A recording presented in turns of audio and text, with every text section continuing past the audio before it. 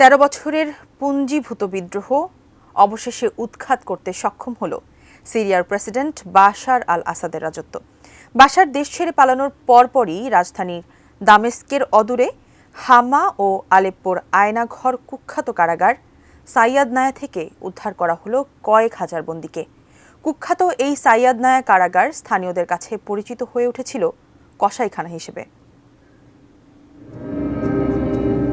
আন্তর্জাতিক মানবাধিকার সংস্থা অ্যামনেস্টি ইন্টারন্যাশনালের রিপোর্টে বলা হয়, শুধু ২০১১ সালের সেপ্টেম্বর থেকে ২০১৫ সালের ডিসেম্বরের মধ্যে সিরিয়ার কসাইখানা হিসেবে পরিচিত সাইয়াদনায়া কারাগারে হত্যা করা হয়েছে অন্তত ১৮,০০০ মানুষকে।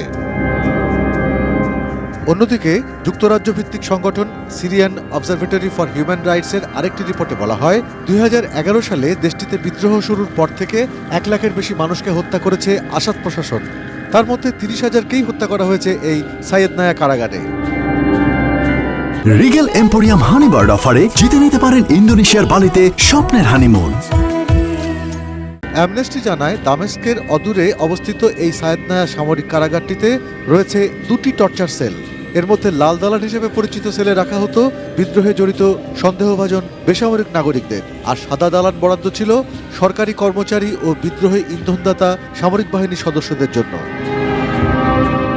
লাল দালানে থাকা হাজার হাজার বন্দীকে গোপনে হত্যা করা হয়েছে বলে অ্যামনেস্টি রিপোর্টে উল্লেখ করা হয়।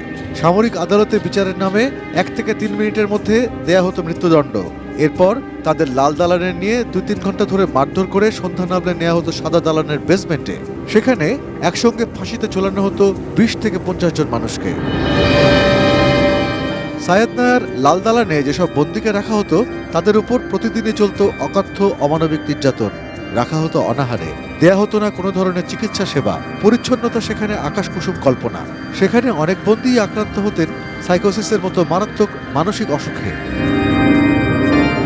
সিরিয়ায় বাশার আল আসাদ সরকারের পতনের পর বিদ্রোহীরা দখল করে নেয় এই কুখ্যাত সাইয়াদনায়া কারাগার, মুক্ত করেন সেখানে দিনের পর দিন আটকে থাকা বন্দীদের।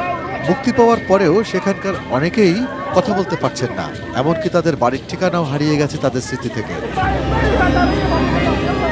অর্পণ মিত্র, ডেস্ক রিপোর্ট, এটিএন নিউজ।